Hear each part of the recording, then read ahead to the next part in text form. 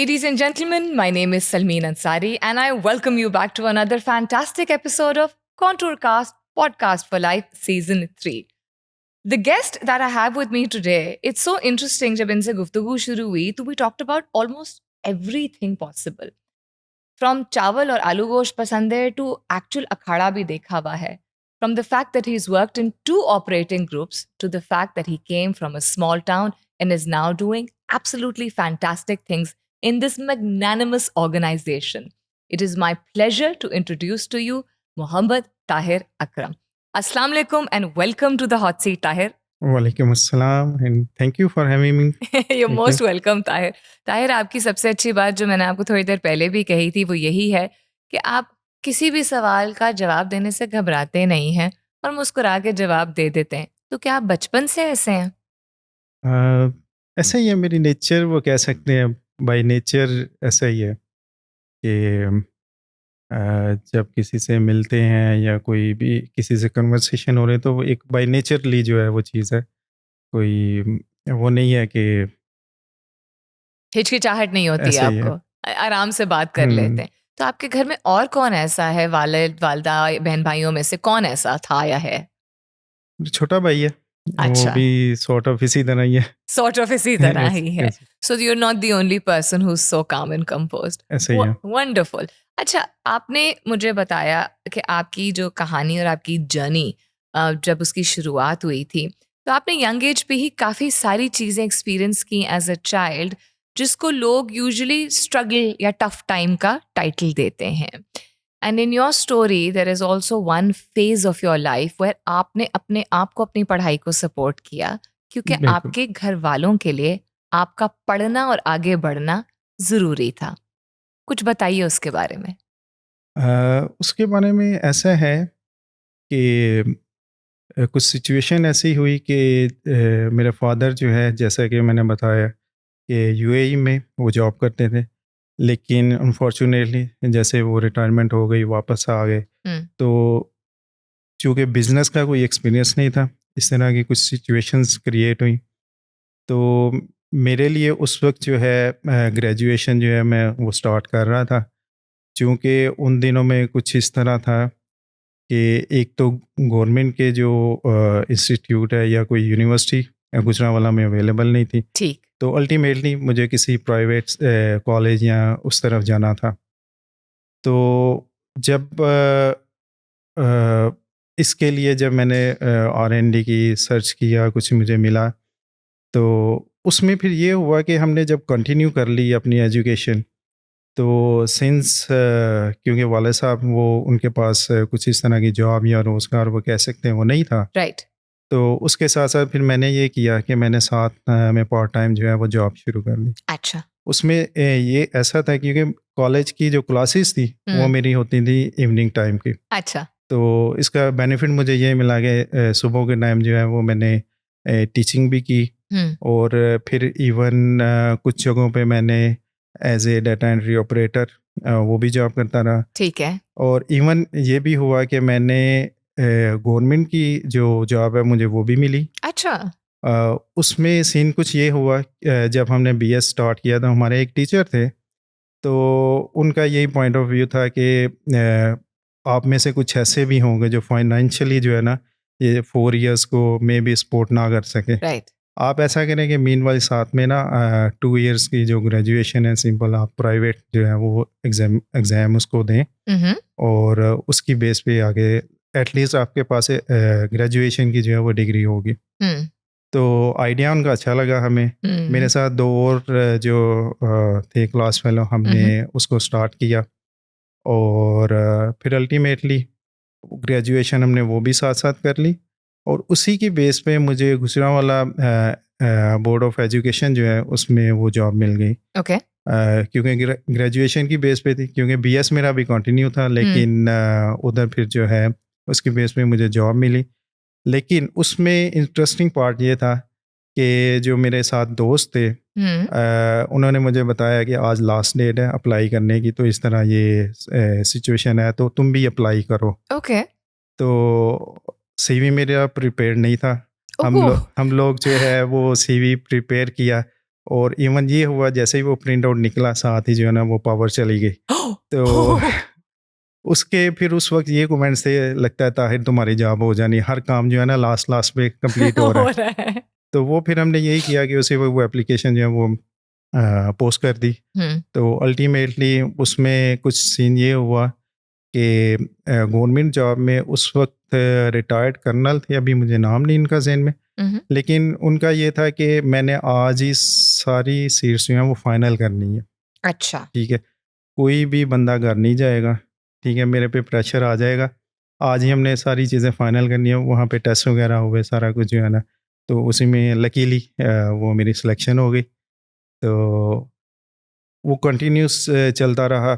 उसके बाद फिर ये हुआ कि तकरीबन 1 साल तक जो है ना वो मैंने जॉब की, ओके।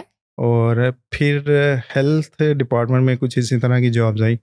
उसमें ये था कि कुछ स्केल जो है वो अप था, उधर मेरा 11 स्केल था, ठीक अच्छा। है, और इधर 15 स्केल की जो जॉब थी, आ मैंने इधर भी अप्लाई किया और लकीली मेरी उधर भी जॉब हो गई। ओके।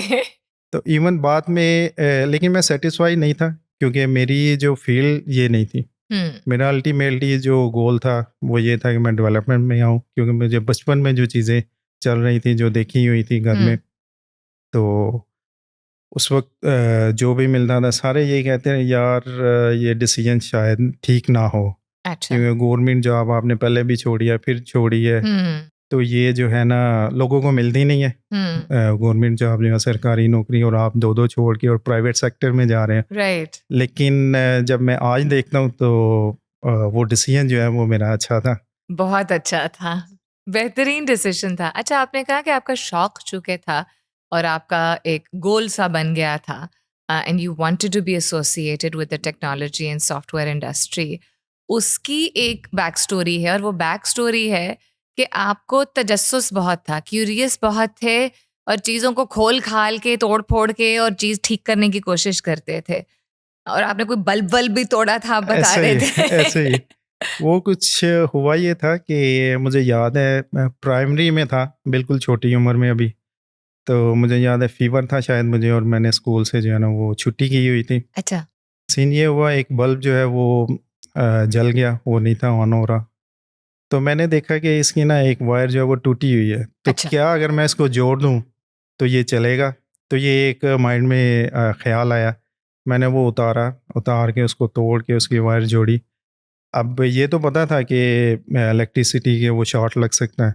मैंने मेन स्विच ऑफ किया, हम्म। लेकिन मीनवाइल मुझे नहीं पता किसी ने पीछे से ऑन कर दिया हुआ था। जब मैं उसको लगाने गया तो वो कह लें कि वो जो झटका लगा है ना वो मुझे आज भी याद है। तो काफ़ी एक वो मेरा एक्सपीरियंस रहा है इसमें। और इसी तरह एक और वाक़या इसी के रिलेटेड है हम्म।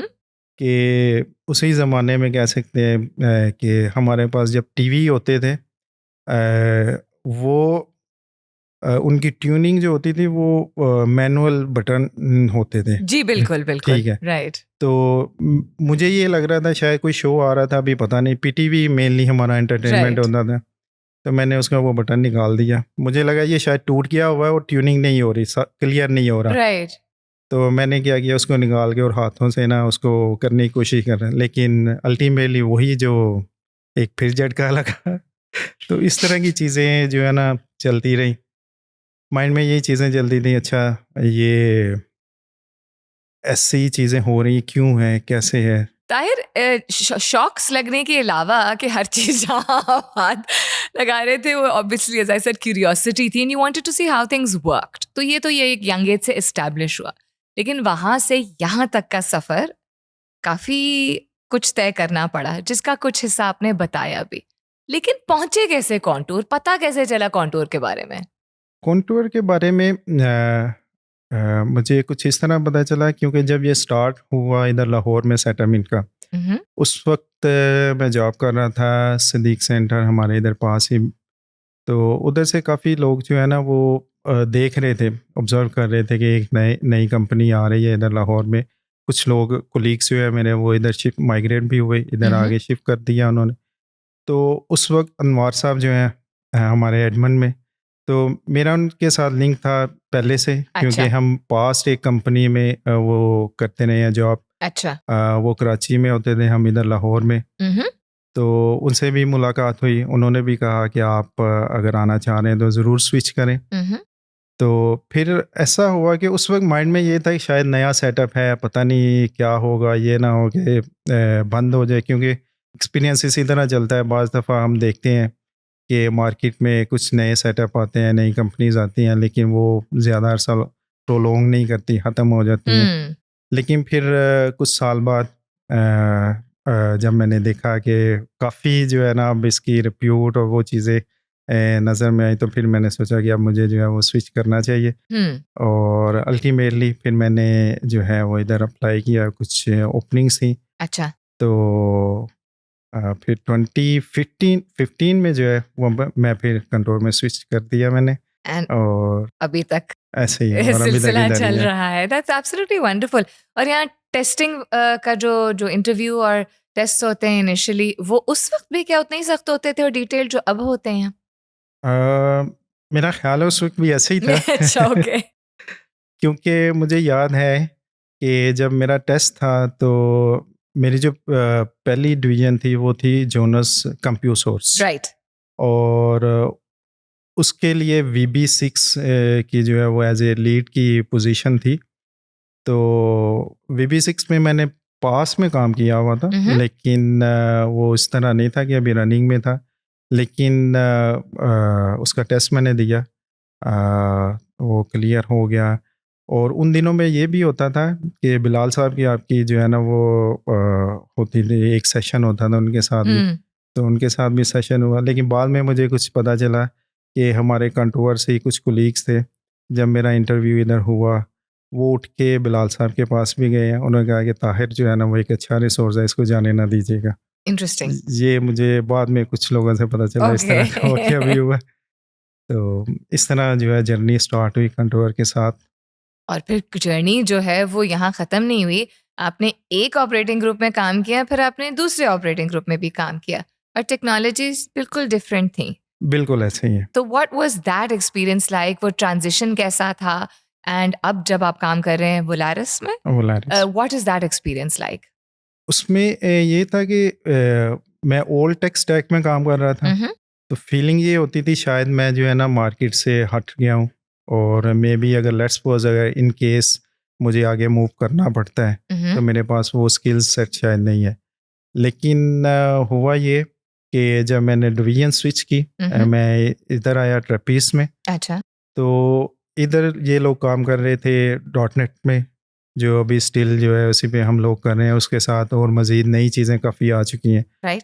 तो स्विच जब मैंने किया, तो चूँकि ऑलरेडी प्रोडक्ट पे काम चल रहा था, बनी हुई थी चीज़ें, तो लर्निंग फ़ेज़ में मुझे क्या ज़्यादा मुश्किल नहीं हुई।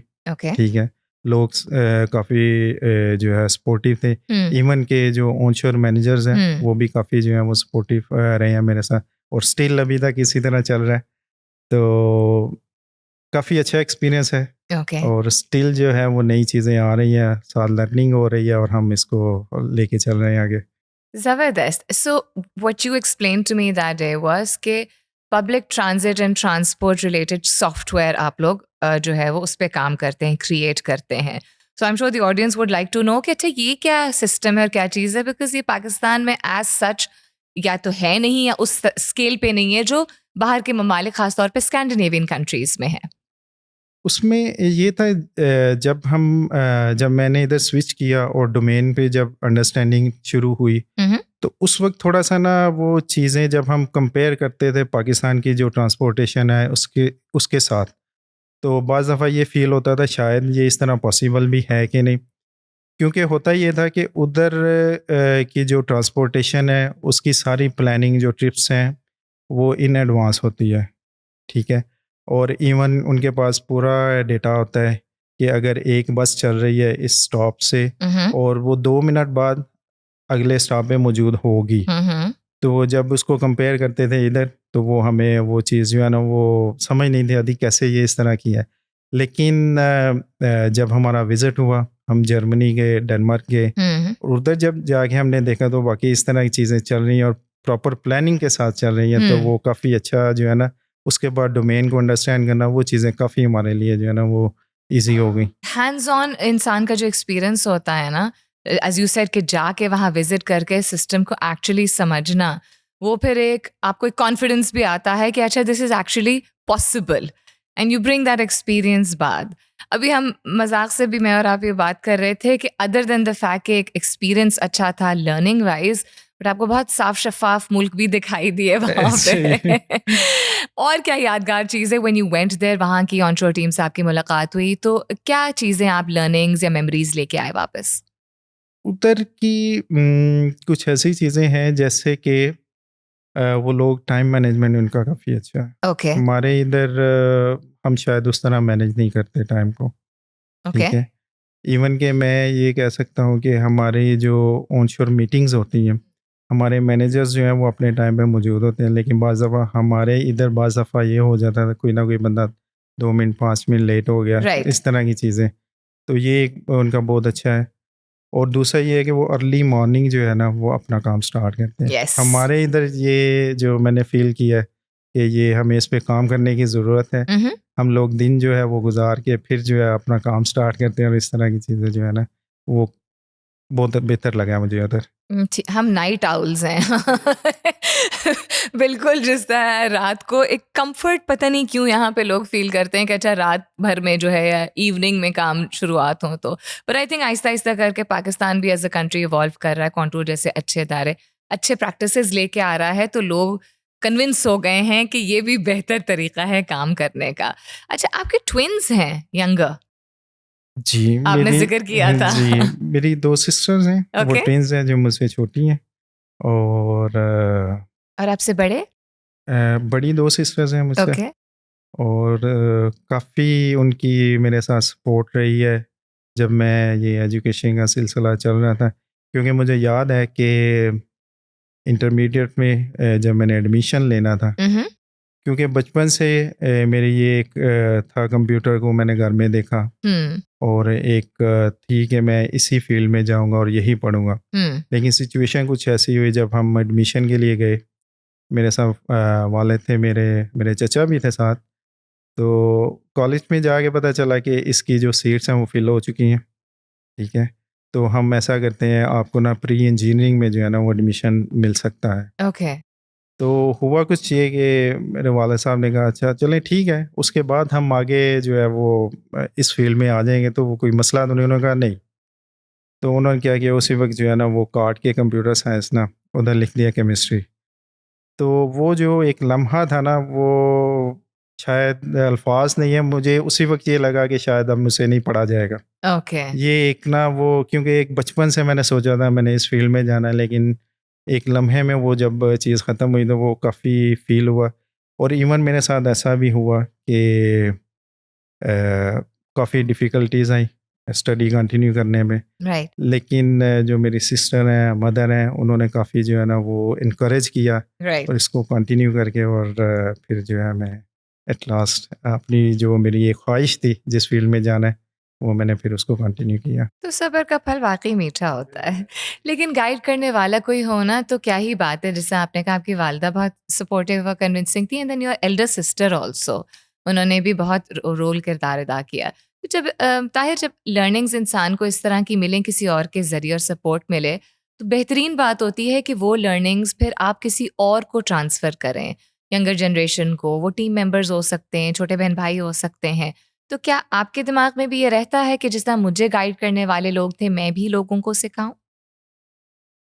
जी, ओके। उसमें ये है कि कुछ ऐसा हुआ कि जब मैंने अपना ये बीएस कंप्लीट किया, हुँ, अभी वो कह सकते हैं फाइनल सेमेस्टर चल रहा था जिसमें हमने प्रोजेक्ट अपना फाइनल करना था। हुँ, तो मेरे एक दोस्त थे, उन्होंने बताया कि कुछ स्टूडेंट्स हैं, हुँ। ठीक है, उनका ना फाइनल प्रोजेक्ट चल रहा है अच्छा। और चूँकि तुम्हें काम आता है हुँ, हुँ, और तुम उनको गाइड करो, हुँ, हुँ, तो फिर ये हुआ कि साथ-साथ हमने उनको जो है उनका जो कंसल्टेंसी थी, उनका हुँ। प्रोजेक्ट जो है वो फाइनल किया। वो एमआईटी के स्टूडेंट्स थे अरे वाह! और उनका प्रोजेक्ट जो है वो फाइनल हुआ। इवन जो है उनके जो ग्रेड्स हैं वो ए प्लस आए उसमें। तो ये एक्सीलेंट। काफ़ी एक जो है ना उसकी बेस पे और कॉन्फिडेंस बढ़ा। हुँ, बिल्कुल। और अगर मैं कहूँ कि जो मेरी फर्स्ट जॉब मिली मुझे, वो उस बेस पे ही मिली थी, क्योंकि मैंने जब बताया कि मैंने इस पे काम किया हुआ, ये प्रोजेक्ट मैंने एंड टू एंड किया है, ठीक है, तो उस बेस पे मैं फिर ईडन बिल्डर्स जो फर्स्ट मेरी कंपनी थी जो जी। इस साइड पे, फिर उसको मैंने ज्वाइन किया। Absolutely fantastic. सो इतने सारे बहन भाइयों में यूजुअली होता है कि एक, कभी जैसे आपने कहा बड़ी बहन गाइडर थी, तो आप किस कैटेगरी में आते थे? आप सबकी बात सुनने वाले थे, आप नॉटी थे? घर में बहन भाइयों के साथ शरारतें तो चलती रहती हैं। तो लेकिन उस तरह की शरारतें हमारी मेरी खैर नहीं थी होती कि किसी को वो तंग करना, या वो जैसे मैंने वो पहले बताया कि मेरी जो होती थी वो चीज़ों को ऑब्जर्व करके और देखना वो कैसे हैं। तो मेरा ख्याल है शायद मेरे घर में भी ये बातें उनको नहीं शायद पता होंगी कि ये मैंने एक्सपीरियंस किए थे, क्योंकि कभी वो हुआ नहीं इस तरह। लेकिन ये है कि बहन भाइयों में अंडरस्टैंडिंग हमारी काफ़ी अच्छी है, और स्टिल अभी जो है वो इस तरह चीज़ें बहुत चल रही अच्छा हैं। बॉन्ड है, वेरी गुड।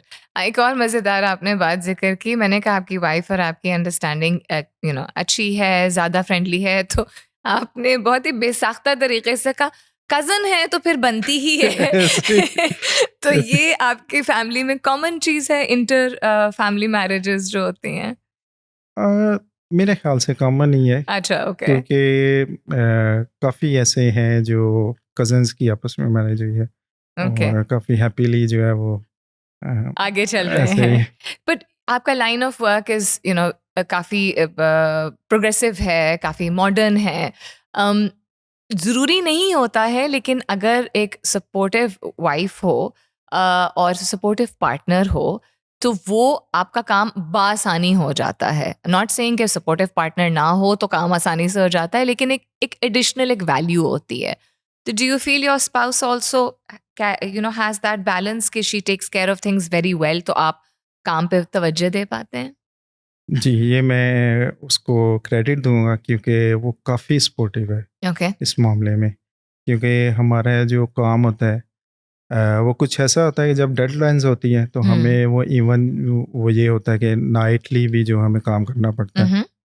तो उसमें काफ़ी उसकी सपोर्ट रहती है मुझे। वो ये नहीं होता कि भई अब हम लोग काम कर रहे हैं और उधर से कुछ इस तरह की चीज़ें आ जाएँ कि बाज़ दफ़ा होता है ना फैमिलीज़ में या हस्बैंड वाइफ़ में, अच्छा जी आपका टाइम ख़त्म हो गया, बंद कर दें। तो वो इस तरह की चीज़ें नहीं है, तो वो काफ़ी ख़्याल रखती हैं इस चीज़ों का ना, और मेरे लिए कभी वो इश्यू नहीं हुआ, अगर वो इस फ़ील्ड में नहीं है, हुँ। तो ये है। इसके बावजूद के फील्ड में नहीं है, एक बहुत अच्छी अंडरस्टैंडिंग है। That's fantastic. अच्छा, डेनमार्क और जर्मनी तो हो गया, और वो तो काम की वजह से एक विज़िट हुआ। लेकिन आपके दिमाग में कोई और ऐसा मुल्क है जो कि आपकी अपनी ख्वाहिश है कि आप और आपकी वाइफ़ जो है वो जाएँ, घूमें, देखें, विज़िट करें? इजिप्ट का मुझे होता है, ओके। वो ज़हन में आता है, क्योंकि उधर जो अहराम मिस्र जो हैं, उनको देखने का होता है मुझे, कि कभी कोई मौका बने तो हम ज़रूर उसको विज़िट करें और देखें। और ओके। उसकी शायद एक रीज़न ये भी है कि बचपन से हम कुछ, जो मेरा एक हॉबी रही है, अगर फ्री टाइम है तो नॉवेल्स वगैरह पढ़ने या इस तरह की चीज़ें जो है ना, हुँ। तो वो कुछ ऐसी स्टोरीज़ पढ़ी, वो देखी, तो उससे एक जो हुँ। है ना वो डेवलप हुआ। तो ये एक चीज़ है। Acha, very interesting. We were talking about important things that you need to understand and own, यानी ऐसी चीजें जो इंसान अपनाए तो एक अच्छा सॉलिड प्रोफेशनल बन सकता है। और आपने स्पेसिफिकली 3 चीजों का जिक्र किया था, उनके बारे में बात करना चाहेंगे? हाँ, उसमें ये था, एक तो बंदे को अपनी वो फुल कॉम्पिटेंसी शो करनी चाहिए, ठीक हम्म। है? लॉयल्टी। हम्म। और तीसरी जो चीज़ मैं कहता होता हूँ कि अगर इन केस कुछ ऐसी चीज़ हुई है, कुछ ब्लंडर कह सकते हैं, लेकिन आपको उसको ओन करना चाहिए। हम्म। और क्योंकि जब तक आप इस चीज़ को ओन नहीं करेंगे, हम्म। आप उसकी करेक्शन की तरफ नहीं जाएँगे। तो मेरा ये मानना है कि अगर कुछ ऐसी चीज़ हो जाती है, तो उस हम्म। पे ये नहीं कि स्टक नहीं होना चाहिए कि नहीं भई, लेकिन उसको ओन करके आगे बढ़ें, उसकी करेक्शन की तरफ जाएँ। तो हम्म। ये चीज़। एंड आई थिंक उसमें भी एक सेंस ऑफ ओनरशिप दोनों चीज़ों में है ना। आपने लॉयल्टी या सिंसियरिटी में भी एक सेंस ऑफ ओनरशिप होती है कि जी मेरा काम है, मेरी कंपनी है, मेरी रिस्पॉन्सिबिलिटी है। और उसी तरह मिस्टेक मानने में भी एक सेंस ऑफ ओनरशिप है। तो आई थिंक तीनों के दरमियान कॉमन चीज़ ओनरशिप और अकाउंटेबिलिटी है, वो आप समझते हैं कि काफ़ी ज़रूरी है। तो अब जो डिफरेंट जनरेशन्स आती हैं, हर जनरेशन वक्त के साथ सीखती है, और एक टिपिकल डिबेट होती है, हर दौर में होती है। जब हम छोटे होते हैं तो हमारे बड़े बात करते हैं कि हमारे ज़माने में तो, और अब हम एज वर्किंग प्रोफेशनल्स इतने अरसे से काम कर रहे हैं तो हम भी यही बात करते हैं कि आजकल के यंगस्टर्स तो आजकल के यंगस्टर्स भी वक्त के साथ सीख जाएंगे। अगर आपको एडवाइस उनको कोई देनी हो कि किसी एक चीज़ पे फोकस ज़रूर करें, या ऐसी कोई हैबिट जो कि अर्ली एज से अपनाएं, तो वो क्या होगी? अम, उसमें मैं ये कहूँगा कि अगर किसी को शौक है ना जिस फील्ड में हम्म। जाने का, हम्म। तो उसको फिर उसी पे फोकस करना चाहिए, क्योंकि उसी में ग्रोथ जो है ना वो आपकी होगी। अच्छा। जैसे मैंने वो अपना बताया कि मेरी वो नहीं था, तो वो एक लम्हा था मेरे लिए कि जब मैं शायद आगे बढ़ ही नहीं सकूँगा, नहीं पढ़ सकूँगा। हम्म। तो मेरे ख्याल से वो इसमें एक ये चीज़ है कि पेरेंट्स को भी हम्म। फोर्स नहीं करना चाहिए बच्चों को।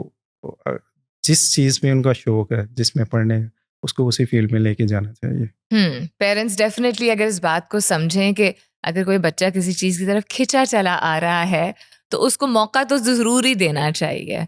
अगर आपको वैसे में अगर आप सोचें, इमेजिन करें कि अगर ये फील्ड तो बहुत अच्छी, आपका शौक भी, and you proved yourself to do so well, लेकिन कोई और अगर करियर हो और आपको मौका मिले उसको ट्राई आउट करने का, या वैसी कोई करियर है जिसको देख के आप बड़े फैसिनेट होते हैं, इतनी सारी चीज़ें, क्रिएटिव फील्ड्स हैं, कोई शेफ होता है, कोई मैकेनिक्स में चला जाता है, कोई एरोनॉटिकल में चला जाता है, डिज़ाइनिंग में चला जाता है, तो कोई करियर है जो आपको फैसिनेट करता है, अ, देखने की हद तक ही सही?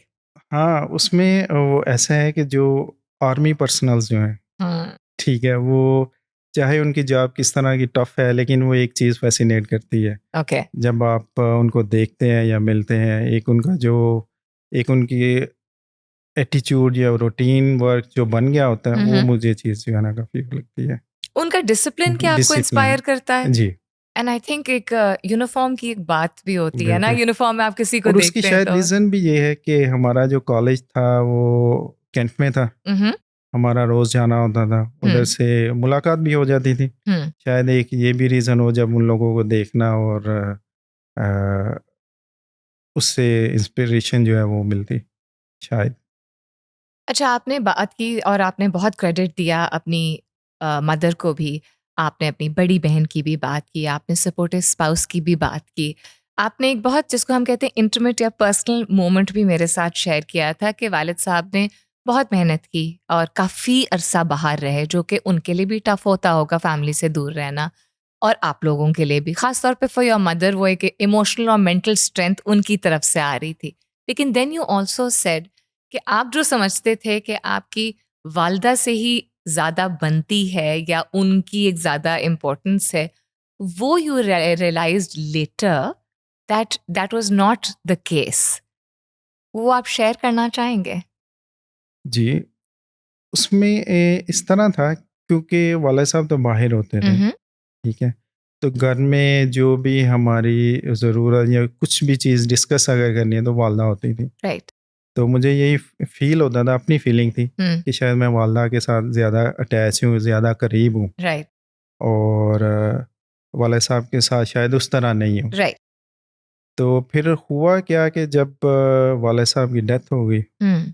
तो उसके बाद जो है ना वो फ़ीलिंग हुई कि ऐसा नहीं था, हम्म। ऐसा नहीं था। क्योंकि ये एक नेचरली बात होती है कि आपके पेरेंट्स के साथ आपकी जो लगाव या आपकी मोहब्बत होती है, ठीक है?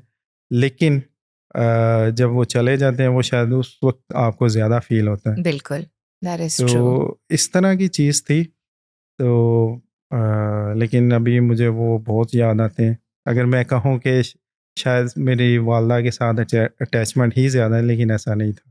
दैट इज नॉट, तो इंसान कभी कभी वक्त के साथ साथ ही सीख जाता है। इज्जत और प्यार हम पेरेंट्स से करते हैं, I think we value them sometimes ज़्यादा कुछ इंसिडेंसेस के बाद, कभी ज़िंदगी में और कभी ज़िंदगी के बाद। So thank you for sharing that Tahir. I can relate to that because बहुत सारे ऐसे यंगस्टर्स होंगे जो कि आई थिंक समझते होंगे कि हमारी ही शायद नहीं बनती है अम्मी से, अब्बू से, या टोकते क्यों हैं, रोकते क्यों हैं। तो उन नौजवानों को मैं सिर्फ ये पैगाम देना चाहूँगी कि अगर आपकी ज़िंदगी में कोई भी बड़ा ऐसा मौजूद है तो आपको रोकता है या टोकता है, whether it's your siblings, whether it's your parents, कभी कोई उस्ताद हो सकता है, कोई और भी हो सकता है जिसने वो रोल अदा और किरदार अदा किया हो, वो उस वक्त उनकी बातें शायद आपको अच्छी लगें या ना लगें, लेकिन if they are watching out for you, give them that space, क्योंकि बाद में जाके आपको इवेंचुअली कदर आ ही जाएगी। It happens with all of us, you are not the only ones. हर जनरेशन यही समझती है कि हमारे साथ ज़्यादा सख्ती हो रही है, बट ऐसा नहीं है। Coming back to conversation with you Tahir, अभी जो आप काम कर रहे हैं and the software that you are designing, उसमें आपको अपॉर्चुनिटी लगती है कि उस तरह की चीज़ कभी पाकिस्तान में, चले ना नियर फ्यूचर में ना सही, और आगे जाके इम्प्लीमेंट हो सकती है और फ़ायदेमंद साबित हो सकती है, बिकॉज हमारी आबादी तो बहुत है और पब्लिक ट्रांसपोर्ट की अशद ज़रूरत है। Do you think this kind of automation could take place here? Um, मेरे ख़्याल से हो सकता है, लेकिन उसके लिए जो एक चीज़ है, अ, हमारे इधर कुछ माइंडसेट जो है ना, हम्म, मेरा ख़्याल है उसको भी डेवलप करने की ज़रूरत है। हम्म, उसकी रीज़न ये है कि हमारे क्या होता है कि हम ये ईज़ी फ़ील करते हैं कि अपनी कन्वेंस हो, हम ईज़िली पहुँच जाएँगे। जी, लेकिन उसका अल्टीमेटली वो ड्रॉबैक क्या होता है कि रोड के ऊपर जो है ना, वो जब ट्रैफिक ज़्यादा हो जाती है, उसकी अपने एक इश्यूज़ बन जाते हैं। कंजेशन लेकिन बहुत होती है। लेकिन एज़ कम्पेयर टू अगर हम वही पब्लिक ट्रांसपोर्ट यूज़ करें, हम्म, उसी में इम्प्रूवमेंट्स करें, हम्म। तो मेरे ख़्याल से ये इस तरह की चीज़ें काफ़ी जो है ना वो रिज़ॉल्व हो सकती हैं। VB6 और उसकी एक और कहानी भी, आपने ये तो जिक्र किया कि आपने जब कॉन्टूर में शुरुआत की तो that is what you were working on and you had, this was your first experience to apply that learning, correct? लेकिन आपके किसी एक सीनियर ने भी VB6 से रिलेटेड एक बड़ी ही सॉलिड प्रोफाउंड बात की थी, वो क्या थी? जी, उसमें ऐसा था कि VB6 में जब हम काम कर रहे थे, हम्म, और उस वक्त कुछ ऐसा था कि डॉट नेट जो है, जो लेटेस्ट अभी चल रही है राइट, टेक्नोलॉजी, काम स्टार्ट हो चुका था। इवन माइक्रोसॉफ्ट ने VB6 को जो है ना वो ऑब्सलीट कर दिया था। राइट, तो मैंने अपने सीनियर्स जो थे उनसे बात की कि ये ना हमें आगे मूव करना चाहिए, या लर्निंग नहीं हो रही अभी। हम्म, तो उन्होंने मुझे एक बात कही थी कि ताहिर, ये जो भी चीज़ है ना आप कर रहे हैं, ये कभी ज़ाया नहीं जाएगी। हम्म, तो लर्निंग प्रोसेस ये चलता रहता है, आप इसमें काम करें। वो कोई जो है ना, एट द एंड अगर मैं देखूँ, जब मेरा कंटूर में जब मैंने शिफ्ट किया, इधर आया, तो उसी VB6 की बेस पे जो है मैंने स्टार्ट किया था इधर। तो वो बात उनकी वो बिल्कुल ठीक थी कि जो आपका एक्सपीरियंस है या जो एक्सपोज़र है, वो कभी ज़ाया नहीं जाता। एब्सोल्युटली ट्रू, बिकॉज हम चीज़ों को कहते हैं ना, नित नई चीज़ें हमें जो है वो अट्रैक्ट करती हैं। We want to learn and go ahead, and किसी चीज़ से कभी हम बोर हो जाते हैं, या टेक्नोलॉजी में तो ख़ास तौर पे बिकॉज फास्ट पेस्ड वर्ल्ड है, लेकिन बहुत सारी ऐसी चीज़ें हैं जिनसे फाउंडेशन या बेस बन जाती है, और बहुत सारे लेगेसी सिस्टम्स या सॉफ्टवेयर्स या प्रोडक्ट्स रेलिवेंट भी हैं और आज भी रेलिवेंट हैं और शायद काफ़ी अरसे तक रहेंगे। बुनियाद तो एक रहती है ना। So learning no doubt never never goes to waste. अगर आप अपनी जिंदगी की 2 overall, not just profession, biggest learnings share करना चाहें तो वो क्या होंगी? हम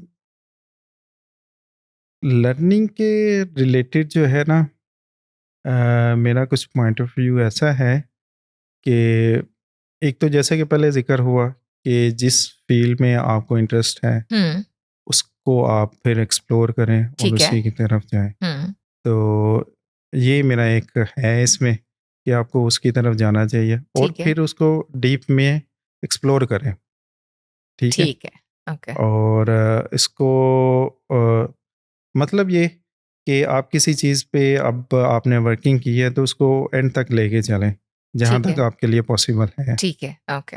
इसको एंड तक, यानी कि जितना ज़्यादा आप रीड कर रीड सकें, करके अपनी नॉलेज एक्सप्लोर को कर बढ़ा सकें, सकें, ऐसे ही। वो बेहतर करें। रीडिंग से याद आया, आपको बुक्स और मैगज़ीन्स पढ़ने का बहुत शौक था जी, और आपको लिखने का भी शौक था। लिखने का भी शौक है, ऐसे ही। ये कितनी पुरानी कहानी है? ये बात है जब मैंने ग्रेजुएशन स्टार्ट की थी, ठीक उन है। दिनों की बात है। हुँ, हुँ। क्योंकि हमारे घर में कुछ ये था कि वाला साहब को भी ये बुक्स पढ़ने का शौक था। अच्छा। और लाइब्रेरी जो थी वो हमारे घर के साथ ही थी, क्योंकि ओके। रिलेटिव हैं हमारे, तो वो खुद भी बुक्स लिखते हैं, हम्म। काफ़ी उनकी पब्लिश हुई हैं। हम्म। तो उनके पास एक काफ़ी वो कह सकते हैं ज़ख़ीरा है बुक्स का। ओके। तो हम ये करते थे, उनसे वो ले आते थे, राइट। बारी बारी पढ़ ली, इस तरह भी चलता था। और फिर उसी को देखते हुए कुछ शौक हुआ कि हम खुद भी लिखें। हम्म। मैंने एक शॉर्ट स्टोरी वो भी लिखी, कुछ ओके। नज़्म या पोइम वगैरह वो भी लिखी थी। हम्म। लेकिन उसी वक्त अब इस तरह नहीं है। उन दिनों ये भी है कि कुछ आर्टिकल्स जो है मैंने टेक्नोलॉजी साइट पे वो मेरे पब्लिश्ड हुए थे एक्सप्रेस न्यूज़ पे। Very nice. उनका एक स्पेशल एडिशन पेज होता था, मंडे को जो है वो पब्लिश करते थे। हम्म। उसमें मेरे जो है वो 3 आर्टिकल जो है वो आए थे। Very nice, interesting. अच्छा, आपकी रिपोर्टिंग लाइन किसको है? ऑनशोर मैनेजर हैं हमारे, जी, उनका नाम क्या है? एंड्रियास राइमर्स। ओके, सो इतना डिफरेंट कल्चर और इतना डिफरेंट एक बैकग्राउंड, आपका भी और उनका भी। अंडरस्टैंडिंग प्रोफेशनल्स की, आई नो कॉन्टूर में ये कॉमन चीज़ है विद ऑन्टूर मैनेजर्स, लेकिन कैसे डेवलप होती है? कल्चर जब इतने कॉन्ट्रास्टिंग हो तो कॉन्फ्लिक्ट भी हो सकता है। तो इसको एक अच्छे तरीके से चलाने की टिप कोई बताएंगे? अ, इसमें मेरे ख़्याल से अगर ऑनशोर मैनेजर, मेरे ख़्याल से मुझे जो लगता है, क्योंकि वो खुद एक डेवलपर रह चुके हैं, हम्म। ठीक है? तो एक डेवलपर की दूसरे डेवलपर के साथ जो वो केमिस्ट्री कह सकते हैं आप, सही। जब वो काम करते हैं उन्हें आइडिया होता है कि वाक़ई ये चीज़ इस तरह हो सकती है, पॉसिबल है। हम्म। लेकिन अगर मैं कहूँ कि अगर आपका मैनेजर, ये मेरी ऑब्ज़र्वेशन है, हम्म। जो कि गलत भी हो सकती है, अगर वो डेवलपमेंट में नहीं है, हम्म। सिर्फ वो मैनेजमेंट साइड पे, तो मे बी आपकी शायद वो उस तरह वो अंडरस्टैंडिंग ना बने। लेकिन मेरे केस में ये बहुत अच्छी चीज़ रही है, ओके। क्योंकि जब हम डेवलपमेंट की चीज़ें या टास्क डिस्कशन वगैरह हो रही होती हैं, हम्म। तो वो खुद भी अंडरस्टैंड कर रहे होते हैं। इवन बाज़ दफ़ा ये होता है जब हम एस्टिमेशंस वगैरह कर रहे होते हैं अपने अपकमिंग टास्क के, हम्म। तो जब हम एस्टिमेट करते हैं, लेट्स सपोज़ मैंने अगर बताया ये इतना टाइम चाहिए, तो लिटरली वो फिर कहते हैं मैं भी यही सोच रहा था। तो ये मेरे ख़्याल से एक प्लस पॉइंट हो जाता है। That's wonderful. 2015 to 2024, 9 years. And मैं बहुत एक श्योरिटी के साथ कह सकती हूँ, क्योंकि इतने लोगों से यहाँ गुफ्तगू हुई है, कि आप अगले काफ़ी साल जो है वो इंशाल्लाह यहीं गुजारेंगे, बिकॉज ये इदारा जितना ख्याल रखता है अपने एम्प्लॉयज़ का, लोग खुशी खुशी यहाँ आगे ग्रो करते हैं, रहना चाहते हैं, प्रमोट करते हैं इसको, दूसरे लोगों को कहते हैं कि आके ज्वाइन करो एट्सेट्रा। और ये एक जनरल कल्चर है, ये मेरी ज़बानी नहीं है, बाकी लोगों की ज़बानी पता चला है। आपके लिए स्पेसिफिकली फ्लेक्सिबिलिटी और हाइब्रिड मॉडल से हट के, बिकॉज वो सबको ही बहुत अच्छा लगता है, कौन सी ऐसी चीज़ है जो कॉन्टूर के बारे में स्टैंड आउट करती है? कंटूर के बारे में बैलेंस ऑफ वर्क, ये मैं बहुत बात करूँगा, हम्म।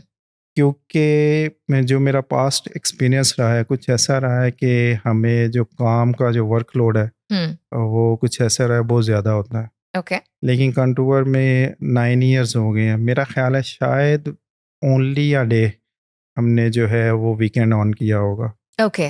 9 इयर्स में। ओके। और इवन जो पास्ट अगर मैं कंपैरिजन करूं तो हमारी ये अक्सर चीज़ें चल रही होती थी, राइट। लेट नाइट्स काम चल रहा है। हम्म। लेकिन यहाँ पे वो चीज़ें काफ़ी बैलेंस हैं। ओके। और may be one of the reason जो ऑनशोर मैनेजर्स हैं, हम्म। क्योंकि वो भी डेवलपमेंट साइड से हैं, हम्म। तो वो भी चीज़ों को अंडरस्टैंड कर रहे होते हैं, और इस चीज़ को जो है वो एक मैं प्लस पॉइंट दूंगा कंटूर का।